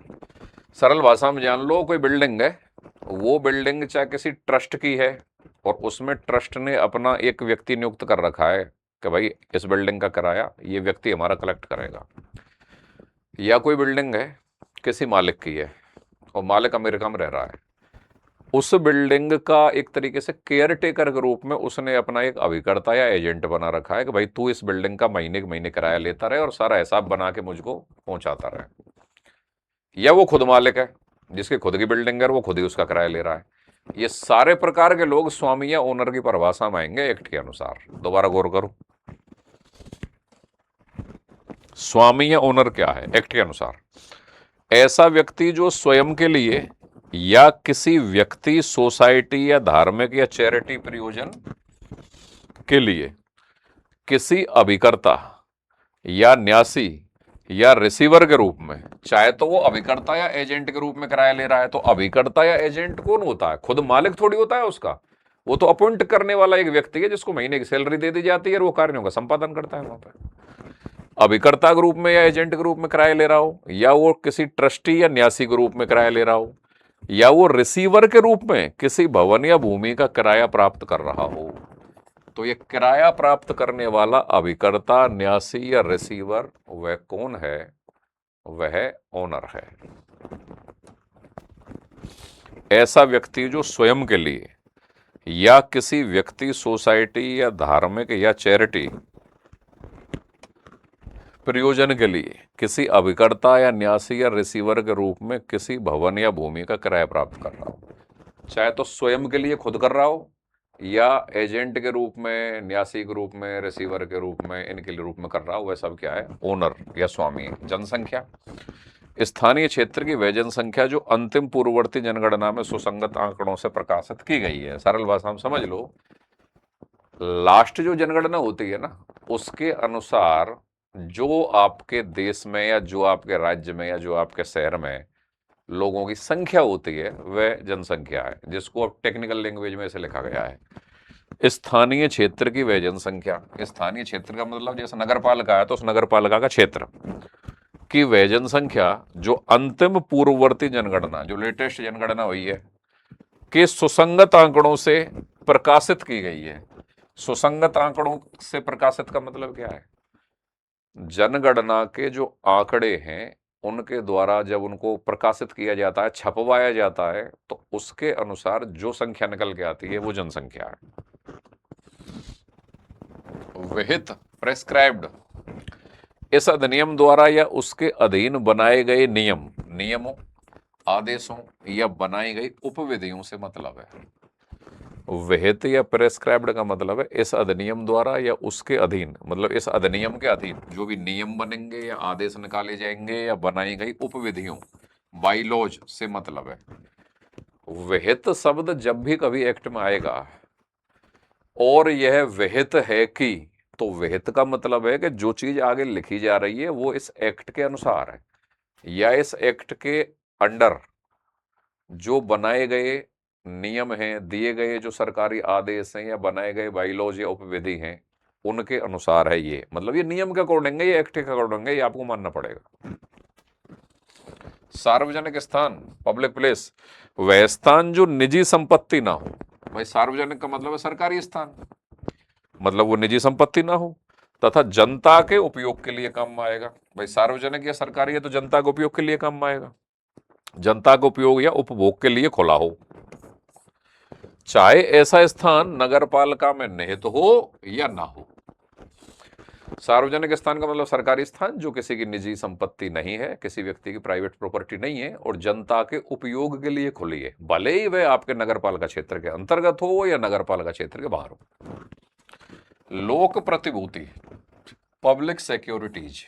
अब यहां एक शब्द समझो, लोक शब्द जहां कहीं पे भी आएगा उसका मतलब सरकारी, पब्लिक जिसको बोलते हैं उसका मतलब है सरकारी या सार्वजनिक उपयोग में वो यूज ली जा सकती है। लोक परिवहन, और एक लोक शब्द जहां आएगा उसका मतलब स्थानीय भी होता है, जो क्षेत्र विशेष में होता है, जैसे लोक संस्कृति क्षेत्र विशेष की संस्कृति, लोक संगीत क्षेत्र विशेष का संगीत, लोक कला क्षेत्र विशेष की कला।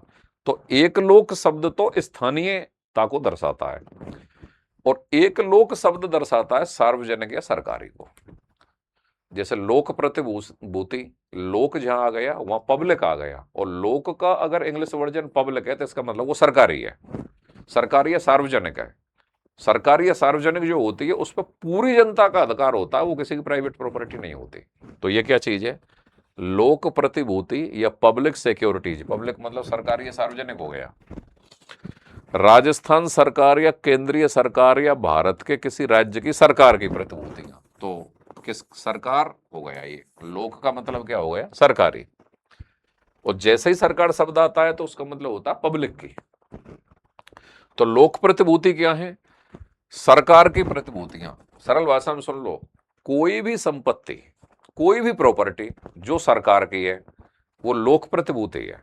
लोक का मतलब पब्लिक की है, वो जो सरकार की है। राज्य सरकार द्वारा किसी आदेश द्वारा प्राधिकृत कोई प्रतिभूति, इसमें ऊपर वाले में तो क्लियर दिया गया है कि राजस्थान सरकार, केंद्र सरकार या भारत के किसी राज्य के सरकार की प्रतिभूतियां, मतलब सरकारी प्रतिभूतियां, लोक प्रतिभूतियां, या राज्य सरकार आदेश जारी करके किसी प्रतिभूति को, हो सकता है वो किसी की निजी हो पहले, उसको अधिसूचना जारी करके राज्य सरकार लोक प्रतिभूति में कन्वर्ट कर देती है। भाई प्राइवेट प्रॉपर्टी को पब्लिक प्रॉपर्टी भी तो सरकार कन्वर्ट कर देती है, अवाप्त कर लेती है, अधिग्रहण कर लेती है, तो वो भी फिर क्या हो जाएगा, लोक प्रतिभूति बन जाएगी। सार्वजनिक मार्ग का मतलब है सरकारी रास्ता जिसमें कोई भी निकल सकता है, जिस पर होकर जनता को आवागमन का अधिकार है। अब ये सार्वजनिक मार्ग है या पब्लिक स्ट्रीट है, सरकार, ये कोई भी निकले, वहां पे कोई व्यक्ति अगर अतिक्रमण कर लेता है तो ईओ क्या करेगा, आप क्या करोगे जब ईओ बन जाओगे, उस अतिक्रमण को फोड़ोगे। अभी अतिक्रमण हटाने ईओ की अगर पावर देखनी है तो अतिक्रमण विरोधी जब अभियान चल रहे होते हैं ना, तब उनकी पावर देखना। अभी मतलब शहरों के अंतर्गत जो अरबपति व्यवसायी होते हैं वो ऐसे हाथ जोड़ जोड़ के खड़े रहते हैं जब महसूस होता है कि सामान्य परिवार और सामान्य पृष्ठभूमि से निकले हुए व्यक्ति भी भारतीय संविधान के अनुसार प्रदत्त शक्तियों का प्रयोग करते हुए और एक तरीके से मैक्स वेबर वाली तार्किक वैधानिक सत्ता को जब वो ईओ के रूप में प्राप्त करता है तो फिर उसकी पावर क्या होती है। तो ये क्या चीज है, सार्वजनिक मार्ग, पब्लिक स्ट्रीट, जिस पर होकर जनता को आवागमन का अधिकार है। आपके नगर पालिका क्षेत्र में जहां पे भी आप ईओ बन के जाओगे, अगर 2 इंच भी किसी ने आगे कर रखा है ना तो आपको उसको फोड़ने का अधिकार है, नियम के अकॉर्डिंग। तो सोचो कितनी बड़ी पावर है। रस्तों में अतिक्रमण एक आम बात होती है दुनिया भर के अंदर, आपके अंतर्गत वो पावर आएगी कि आप अतिक्रमण को फोड़ दोगे, अपने आप ही हटा लेंगे, वरना हरजाना और वसूला जाएगा, फोड़ने के पैसे लिए जाते हैं। मार्ग जिसे, मतलब सार्वजनिक मार्ग का ही चल रहा है, मार्ग जिसे नगरपालिका निधि, राज्य सरकार की निधि, केंद्र सरकार की निधि या अन्य सार्वजनिक निधियों से समतल करवाया जाता है, चाहे राज्य सरकार की हो, चाहे नगरपालिका के पैसों से बनवाई जाए, चाहे राज्य सरकार के पैसों से बनवाई जाए या केंद्र सरकार के पैसों से बनवाया जाए, कुल मिला के अन्य सार्वजनिक निधियां, सार्वजनिक शब्द यहां जाता है वहां उसका मतलब है सरकारी, सार्वजनिक निधियों से समतल करवाया गया है, पत्थर जड़वाए गए हैं, डामर बिछाई गई है, जल सरणियां मतलब नालियां, मल नालियां बनवाई गई हैं, ये सब सार्वजनिक मार्ग होता है। सार्वजनिक मार्ग का मतलब सरकारी रास्ता, सरकारी रास्ते पे जो भी नालियां बनेंगी या रोड बनेंगी वो सब सार्वजनिक पैसे से बनेंगी, चाहे केंद्र सरकार का है, चाहे राज्य सरकार का है, चाहे नगर पालिकाओं का है, या अन्य किसी भी सार्वजनिक निधि या सार्वजनिक या पब्लिक फंड है, वो बनेगी सरकारी से ही, क्यों रास्ता भी सरकारी ही है ना, सार्वजनिक। कूड़ा करकट भाई, अब बताओ इसकी भी परिभाषा याद करनी पड़ेगी किसी दिन, यही सोचा था क्या? ठीक है, कूड़ा करकट किसको कहते हैं, लेकिन ये टेक्निकल है, यहां देखना पड़ेगा आपको। धूल, राख, टूटी ईंटें, चूना, गारा, कांच के टुकड़े और किसी भी प्रकार का कोई कचरा जो घृणोत्पादक पदार्थ नहीं है, ये पॉइंट की बात। अब धूल, राख, टूटी ईंटें, चूना, गारा, कांच के टुकड़े और किसी भी प्रकार का कोई कचरा, तो ये सिंपल कचरा कैसा है? इसमें मल वल आ रहा है क्या? पशुओं का मल आ रहा है, ऐसा मल आ रहा है? नहीं आ रहा। तो ये किसी भी प्रकार का घृणोत्पादक पदार्थ नहीं है। गोबर वोबर भी आ रहा है? नहीं आ रहा। ये तो वो है जैसे घरों को झाड़ा जाता है ना, तो इसमें क्या निकल रहा है? धूल, राख, टूटी ईंटें, चूना, गारा, छोटे मोटे कांच के टुकड़े बिखर गए हों, किसी भी प्रकार का कोई कचरा। आप इसको ये समझ लीजिए, कूड़ा करकट, जैसे आप अपने घर की छत को झाड़ रहे हैं या घरों के कमरों को झाड़ रहे हैं, गैलरी को झाड़ रहे हैं, गैरेज को झाड़ रहे हैं, तो उसमें जो कूड़ा करकट आ रहा है वो, तो इसमें पशुओं का मल भी शामिल नहीं है, अस्तबल का कचरा भी शामिल नहीं है, सड़े आम भी शामिल नहीं है आपके, ठीक है। तो ये कूड़ा करकट क्या है, घृणोत्पादक पदार्थ क्या है, अपशिष्ट पदार्थ क्या है, इन सब की बाकायदा टर्म है, उनको पकड़ना है अपन को। नियम या रूल, इस अधिनियम द्वारा प्रदत्त शक्ति का प्रयोग करते हुए बनाया गया कोई नियम। देखो, राजस्थान नगरपालिका एक्ट 2009 बना, फिर उसके बाद जो इसमें नगरपालिकाओं में नगरपालिकाओं में उस अधिनियम के बाद अपने कार्यों का संचालन करने के लिए समय समय पर अलग अलग नियम बनेंगे ना, डिपार्टमेंट बनाएगा, उन नियमों को बनाया तो जाएगा, लेकिन नगरपालिका अधिनियम 2009 के अंतर्गत जो शक्ति दी गई है उस शक्ति का प्रयोग करते हुए ही बनाया जाएगा। अगर उस नगरपालिका अधिनियम 2009 से परे जाके कोई नियम बना दिया तो फिर न्यायपालिका क्या करेगी? उस नियम को रद्द कर देगी। तो नियम क्या है इस एक्ट के अकॉर्डिंग? इस अधिनियम द्वारा, कौन सा अधिनियम? नगरपालिका अधिनियम 2009, उसके द्वारा प्रदत्त शक्ति, प्रदत्त मतलब दी गई शक्ति का प्रयोग करते हुए बनाया गया कोई भी नियम। अनुसूचित जाति या एससी, अनुसूचित जनजाति या एसटी, एससी एसटी, आदेश 1950 में वर्णित जातियों में से कोई भी जाति, मतलब एससी या एसटी किसको कहा जाता है? आदेश 1950 में वर्णित जातियों में से कोई भी जाति। मल या सीवेज, विष्ठा और शौचालयों, मूत्रालयों, नलकूपों या नालियों की अन्य वस्तुएं, इसमें सभी प्रकार के व्यावसायिक बहिस्राव, व्यावसायिक भी आएंगे, विनिर्माणशालाओं के डिस्चार्ज भी शामिल होते हैं। मल मतलब किसी भी प्रकार का वेस्ट। राज्य वित्त आयोग,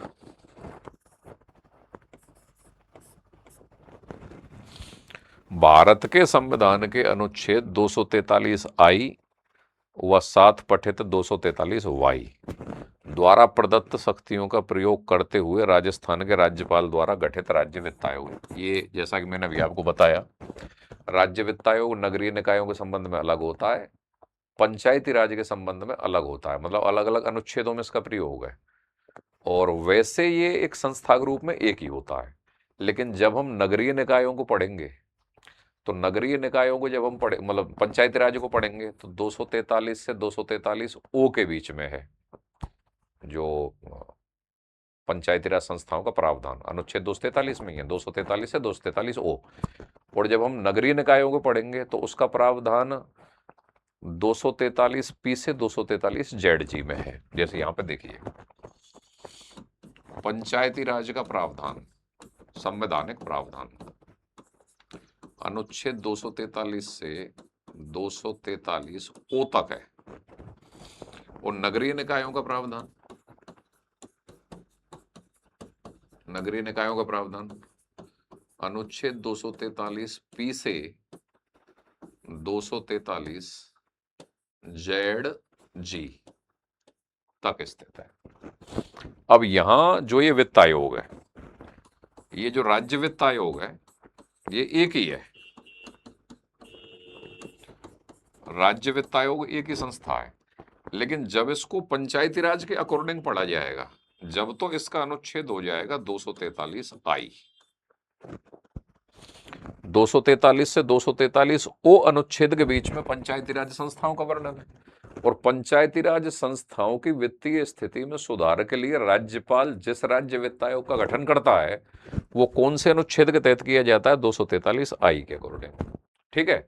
और जब हम नगरीय निकायों को पढ़ेंगे तो वही वित्त आयोग है, संस्था तो एक ही है। राज्यपाल ने राज्य वित्त आयोग का गठन किया और ये कह के किया कि तुम स्थानीय निकायों के संबंध में वित्तीय स्थितियों की सिफारिश करोगे। स्थानीय निकायों के संबंध में। अब स्थानीय निकाय दो प्रकार के, एक तो ये पंचायती राज हो गया और एक ये नगरीय निकाय हो गया। ये दो प्रकार के स्थानीय निकाय हैं। जब पंचायती राज के संबंध में वित्त आयोग का वर्णन होगा तो पंचायती राज का प्रावधान तो संविधान में अनुच्छेद 243 से 243 ओ के बीच में है, पंचायती राज के प्रावधान। तो इसमें 243 आई, तो 243 आई 243 से 243 ओ के बीच में आएगा। ABCDEFGHI JKLMNO ओ 243 आते ही पंचायती राज के प्रावधान खत्म हो जाएंगे। फिर नगरीय निकायों के प्रावधान शुरू होंगे। कहां से? 243 पी से। ओ के बाद क्या आ जाएगा? पी। और वो नगरीय निकायों के प्रावधान कहां से चलेंगे? 243 ZG। पी से लेकर जेड भी खत्म हो जाएगा, फिर ABCDEFG भी आएगा पी के जेड के बाद। तो ये नगरीय निकायों का प्रावधान है। तो जब नगरीय निकायों के संबंध में वित्त आयोग का अध्ययन किया जाएगा तो वो वित्त आयोग आएगा 243 अनुच्छेद 243 वाई में। तो अब ये जो लिखा हुआ है आपके सामने, ये है इसका मतलब।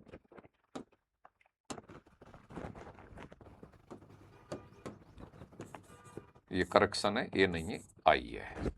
राज्य वित्त आयोग का गठन भारत के संविधान के अनुच्छेद 243 आई व साथ पठित 243 वाई द्वारा प्रदत्त शक्तियों का प्रयोग करते हुए राजस्थान के राज्यपाल द्वारा गठित राजस्थान वित्त आयोग।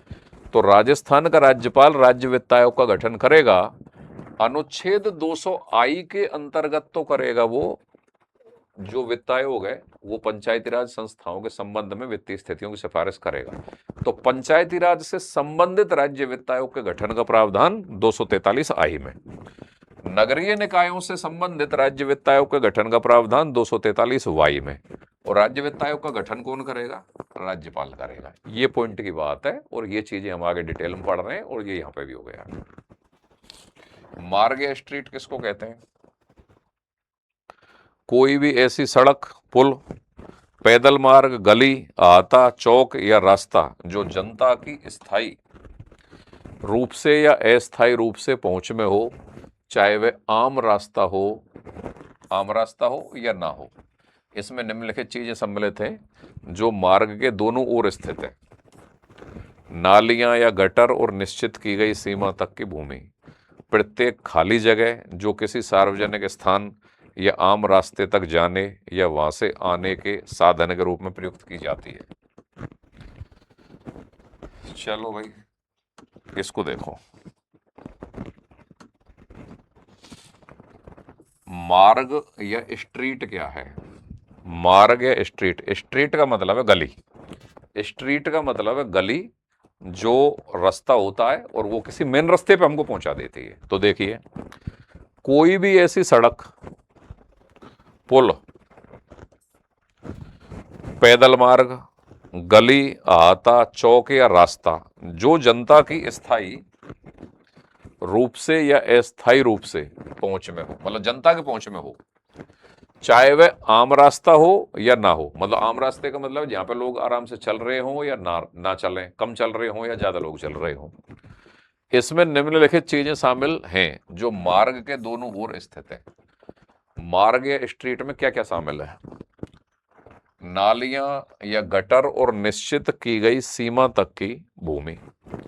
अगर वो आपका कोई रास्ता है तो उसमें नाली, अगर उस रास्ते के दोनों तरफ नाली है तो वो भी उस रास्ते में या उस स्ट्रीट में या उस मार्ग में शामिल होगा। उसके अंतर्गत मान लो रोड के नीचे जो सीवरेज चल रहा है वो सीवरेज सिस्टम भी उसमें शामिल होगा। नालियां या गटर और निश्चित की गई सीमा तक की भूमि। निश्चित की गई सीमा तक की भूमि, समझ गए? मान लो 20 फीट चौड़ा गली है या स्ट्रीट है या मार्ग है, तो 20 फीट तक की रेंज ही उसमें शामिल हो गई। इसमें दोनों तरफ की नालियां भी हो सकती हैं, नीचे सीवरेज सिस्टम भी हो सकता है, ऊपर रास्ता भी हो सकता है। प्रत्येक खाली जगह जो किसी सार्वजनिक स्थान या आम रास्ते तक जाने या वहां से आने के साधन के रूप में प्रयुक्त की जाती है, वह खाली जगह भी उसमें शामिल होगी, चाहे वो आम रास्ता है चाहे वो आम रास्ता नहीं है, लेकिन वो मार्ग या स्ट्रीट के रूप में जानी जाएगी एक्ट के अनुसार। आम रास्ते का मतलब है जहां से लोगों की आवाजाही आम हो, और आम रास्ता नहीं है का मतलब है कि सामान्यतः लोग वहां से नहीं चल रहे हैं, लेकिन सरकारी रिकॉर्ड में वो 20 फीट चौड़ी है, चाहे भले से लोग वहां पर नहीं चल रहे हैं। अगर किसी ने मकान बना लिया ना वहां पे, तो वो फोड़ दिया जाएगा बाद में। इसलिए देखा जाता है हाँ भाई यहाँ का रास्ता सैंक्शन है, स्वीकृत है, तो वो सब मार्ग या स्ट्रीट में आएगा। प्रत्येक खाली जगह जो किसी सार्वजनिक स्थान या आम रास्ते तक जाने या वहां से आने के साधन के रूप में प्रयुक्त की जाती है, उस स्ट्रीट या मार्ग में वह खाली जगह भी आएगी जो किसी स्थान पर आने जाने के रूप में यूज की जाती है। उपविभाजन या सब डिवीजन क्या होता है? भूमि के किसी खंड या टुकड़े का दो या अधिक भागों में विभाजन।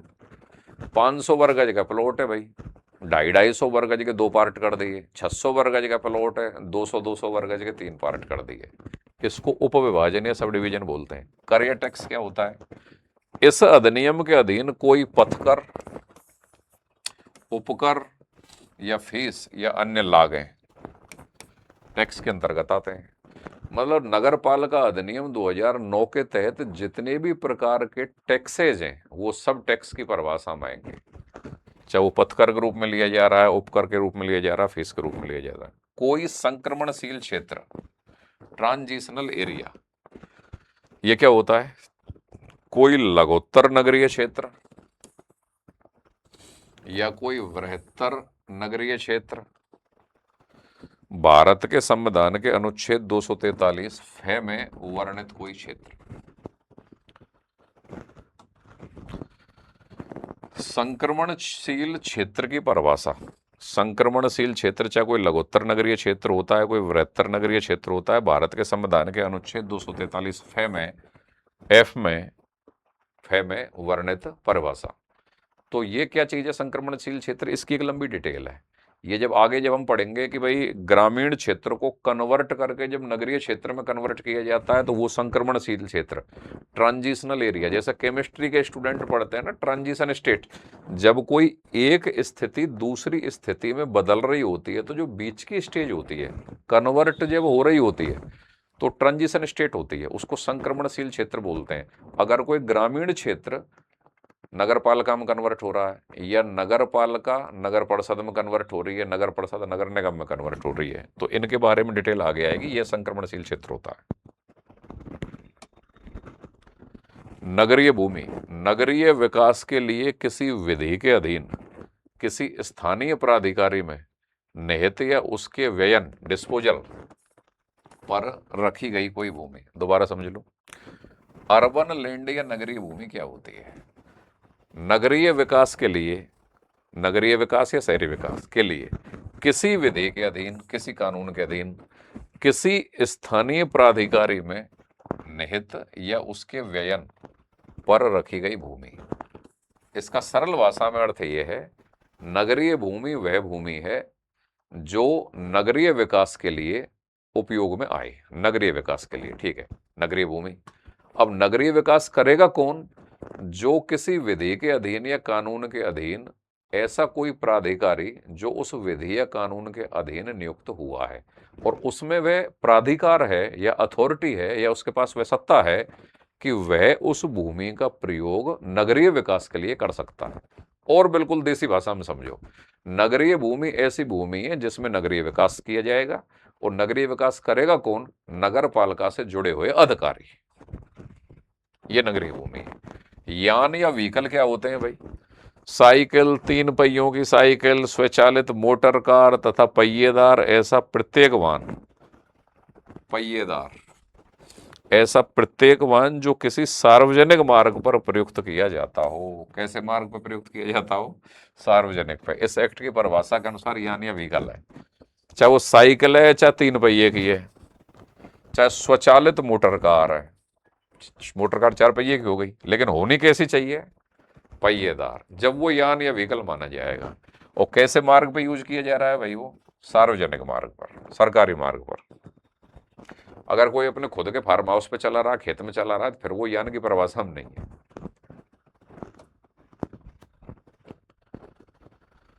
नगर पालिका बोर्ड, उपाध्यक्ष, नगर परिषद का उपसभापति और नगर निगम का उप महापौर, ये उपाध्यक्ष होते हैं भाई। जैसे नगर पालिका बोर्ड का अध्यक्ष या चेयरमैन, ये अध्यक्ष होता है। नगर परिषद का अध्यक्ष कौन होता है? सभापति। और नगर निगम का अध्यक्ष कौन होता है? महापौर। ये तो हो गए अध्यक्ष। नगर पालिका का अध्यक्ष को अध्यक्ष कहते हैं या चेयरमैन कहते हैं, नगर परिषद के अध्यक्ष को सभापति कहते हैं, नगर निगम के अध्यक्ष को महापौर या मेयर बोलते हैं। ठीक है। अब इसके उपाध्यक्ष को क्या बोलते हैं? उपाध्यक्ष या वाइस चेयरमैन बोलते हैं नगर पालिका के को। नगर परिषद के उपाध्यक्ष को क्या बोलते हैं? उपसभापति बोलते हैं, क्योंकि जो अध्यक्ष है वो सभापति या प्रेसिडेंट है, तो जो उपाध्यक्ष है वो क्या हो जाएगा? उपसभापति या वाइस प्रेसिडेंट हो जाएगा। नगर निगम के अध्यक्ष को महापौर बोलते हैं, तो नगर निगम के उपाध्यक्ष को क्या बोलते हैं? उप महापौर। गांव किसको कहते हैं? भारत के संविधान के अनुच्छेद 243 जी में वर्णित गांव। गांव की परिभाषा भारतीय संविधान के कौन से अनुच्छेद में है? 243 जी में। क्योंकि 243 जी किस में आएगा? पंचायती राज के अनुच्छेदों में आएगा। पंचायती राज के अनुच्छेद कहां से स्टार्ट हो गए, कहां तक जाते हैं? 243 से लेके 243 ओ तक जाते हैं। तो बीच में ABCDEFG आ गया कि नहीं आ गया? इसमें गांव की परिभाषा है। वार्ड धारा 9 में वर्णित। अब धारा 9 क्या है? नगर पालिका अधिनियम 2009 के अंतर्गत 17 अध्याय हैं और उन 17 अध्यायों में 344 धाराएं हैं। तो उसमें जो अध्याय 1 है उसमें केवल 1 और 2 धारा है। तो हम इस समय दूसरी धारा पढ़ रहे हैं। जो ये परिभाषाएं है ना, ये अध्याय 1 की धारा 2 है। ठीक है। अब अध्याय 2 है, उसमें 3 से लेके 50 धाराएं हैं। जो अध्याय 2 हम कल से स्टार्ट कर रहे हैं, धारा 3 से लेके 50 धारा। तो जब 3 से लेके 50 धारा में आप आगे बढ़ोगे तो उसमें बीच में धारा आएगी 9। उस 9 में वार्डों का वर्णन है। अब जैसे ये सवाल आएगा, नगरीय निकायों से संबंधित वार्ड का वर्णन या वार्ड का प्रावधान कौन सी धारा के अंतर्गत है? धारा 9 के अंतर्गत है। तो ऐसे आपको मैंने बताया ना कि 17 अध्याय टोटल हैं, जिनमें से 9 सिलेबस में है और 344 धारा टोटल है। और इन 9 अध्यायों में लगभग 294 के आसपास धारा है। तो वो 294 धारा आपको याद होनी चाहिए। हो जाएंगी 50-60 दिनों में, धीरे धीरे पढ़ रहे हैं। तो ऐसा एग्जामिनर कुछ भी सवाल पूछ सकता है कि नगरीय निकाय उस संबंधित वार्ड का प्रावधान कौन सी धारा में है? धारा 9 में है। वार्ड समिति का प्रावधान धारा 54 में है। ये सब याद करने हैं आपको। अपशिष्ट प्रबंध, वेस्ट मैनेजमेंट क्या होता है? नगर पालिका ठोस अपशिष्ट का संग्रहण, पृथक्करण, भंडारण, परिवहन, प्रसंस्करण और व्ययन। व्ययन का मतलब है डिस्पोजल, फाइनली फिनिश्ड। ये सारे काम करती है, उसको अपशिष्ट प्रबंध या वेस्ट मैनेजमेंट बोलते हैं। नगरीय निकायों में कचरे का संग्रहण जो ये गाड़ियां आती हैं, फिर ये गाड़ियां नगरों से दूर, जो ये अपशिष्ट मैनेजमेंट या अपशिष्ट प्रबंधन के जो केंद्र बनाए जाते हैं, शहरों से दूर बनाए जाते हैं, वहां पे फिर डिस्पोजल, व्ययन कर दिया जाता है इसका, जिससे कि भूमिगत जल खराब ना हो, बाहर का जल खराब ना हो, पर्यावरण खराब ना हो। पूर्ण संख्या या कुल संख्या, जब यह नगर पालिका के सदस्यों के संदर्भ में प्रयुक्त हो तो धारा 6 की उपधारा 1 के खंड 1 के उपखंड 2 के अधीन मनोनीत सदस्यों को हटाकर उस समय पद धारण करने वाले सदस्यों की कुल संख्या। चलो नॉर्मल बात। पूर्ण संख्या किसको बोलते हैं या कुल संख्या किसको बोलते हैं? जब यह नगर पालिका के सदस्यों के संदर्भ में प्रयुक्त हो तो धारा 6 की उपधारा 1 के खंड 1 के उपखंड 2 के अधीन मनोनीत सदस्यों को हटाकर मनोनीत सदस्यों को हटाकर उस समय पद धारण करने वाले सदस्यों की कुल संख्या के संदर्भ में। हालांकि ये जो धारा 6 है ना, ये कल की क्लास में आ रही है जब हम अध्याय 2 पढ़ेंगे। पूर्ण संख्या या कुल संख्या का मतलब है कि किसी नगरीय निकाय में निर्वाचित सदस्य भी होते हैं और मनोनीत भी होते हैं। तो मनोनीतों को हटा के जो निर्वाचित सदस्यों की कुल संख्या है वो पूर्ण संख्या है, और बाकी डिटेल हम पढ़ने जा रहे हैं अध्याय 2 के अंतर्गत। अब ये मैंने एक साथ ये सारे, जैसे खतरनाक अपशिष्ट, खतरनाक भवन, खतरनाक खुदाई, खतरनाक रोग, तो ये सारे खतरनाक खतरनाक एक जगह लिख दिए जिससे कि आपको याद हो जाए, आसानी से याद करने के लिए लिखा गया है। जैसे एग्जामिनर पूछेगा खतरनाक अपशिष्ट का प्रावधान कौन सी धारा में है, 235 में। खतरनाक भवन का प्रावधान कौन सी धारा में है, धारा 243 में। खतरनाक खुदाई का प्रावधान कौन सी धारा में है, धारा 246। खतरनाक रोग का प्रावधान कौन सी धारा में है, धारा 273। ये सारे एक साथ इसलिए लिखे हैं जिससे कि कंफ्यूजन ना हो, क्यों खतरनाक अपशिष्ट, खतरनाक भवन, खतरनाक खुदाई, खतरनाक रोग, तो ये सारे खतरनाक है, तो खतरनाक मैंने एक जगह ले लिए। ऐसे ही अग्निशमन आ गए। अग्निशमन की रोकथाम का प्रावधान धारा 255। अग्निशमन दल की स्थापना धारा 256। अग्निशमन दल की शक्तियां धारा 257, 55, 56, 57। और अग्निशमन ये आपका अध्याय 1 आज कंप्लीट हुआ है। इसकी 2 क्लास हुई हैं, और 2 क्लासों में क्या प्रावधान, अध्याय जो 1 है उसमें 2 धाराएं थी। धारा 1 अधिनियम का नाम प्रसार जो भी था वो धारा 1 थी। धारा 2 में परिभाषाएं। परिभाषाएं मतलब ये तकनीकी शब्द जो कि पिछली 2 क्लासों में हुए हैं। ये जो अध्याय 1 है ये आपके यूआरओ के सिलेबस में नहीं है, लेकिन ये तकनीकी शब्द आपको जानना आगे पढ़ने के लिए बहुत जरूरी था। अब कल से हमारा स्टार्ट होगा बिल्कुल पिन पॉइंट सिलेबस, जो अध्याय 2 से शुरुआत होगा। अध्याय 2 धारा 3 से 50। चूंकि वो सिलेबस का हिस्सा है तो उसमें तो और ज्यादा डेप्थ क्रिएट करके पढ़ेंगे, और इस तरीके से पढ़ना होता है भाई। इसमें कुछ समझने का है, कुछ याद करने का है। फिर ये जो 40 सवाल आएंगे तो 40 में से शायद ही कोई सवाल चूकेगा अगर ढंग से याद कर गए और समझ गए चीजों को। तो बहुत ज्यादा कठिन नहीं आते हैं, 10, 12, 15 सवाल आते हैं। ये एक्ट का तो हुआ बना रखा है लोगों ने। इसमें एक ठीक ठाक लेवल की मेमोरी हो और एक अच्छे लेवल की अंडरस्टैंडिंग हो तो स्टूडेंट टॉप मारे, मतलब 40 में से 38-39 सवाल मार जाए। और 120 जो टोटल सवाल आते हैं उसमें से पिछली बार मेरिट 88 पॉइंट समथिंग गई है, 88.40। सीटें कम थी, अब की बार सीटें बढ़ के आ रही हैं, तो उसी स्टैंडर्ड का पेपर सेट होता तो 82, 83, 84 सवाल में मेरिट रुक जाएगी 120 में से। तैयारी अपनी ऐसी होनी चाहिए कि 100 प्लस का तो दावा स्पष्ट हो। अगर उतना नहीं तो कम से कम 95 प्लस पे तो हम एट एनी कॉस्ट रोके, तो मेरिट जहाँ रोके उससे 10-12 सवाल ऊपर। तो हमारा सिलसिला जारी रहेगा। तो सबसे पहले तो बात यह है कि आप ये यूट्यूब चैनल को सब्सक्राइब कर लें, बहुत अच्छी अच्छी जानकारियां मिलेंगी आपको। Connect political science YouTube channel subscribe करें, और भाई app connect political science download करें। अगर आपको पूरा सिलेबस लेना है सब कुछ मिलेगा वहाँ पे। प्रिंटेड मटेरियल्स, डाउनलोडेबल नोट्स मिलेंगे आपको, पूरे वीडियोज मिलेंगे, टेस्ट सीरीज मिलेगी और भी चीज़ें। और टेलीग्राम चैनल वो भी कनेक्ट पॉलिटिकल साइंस, उसको भी आप ज्वाइन करें, वहाँ आपको काफ़ी सामग्री मिलेगी। Okay, thank you.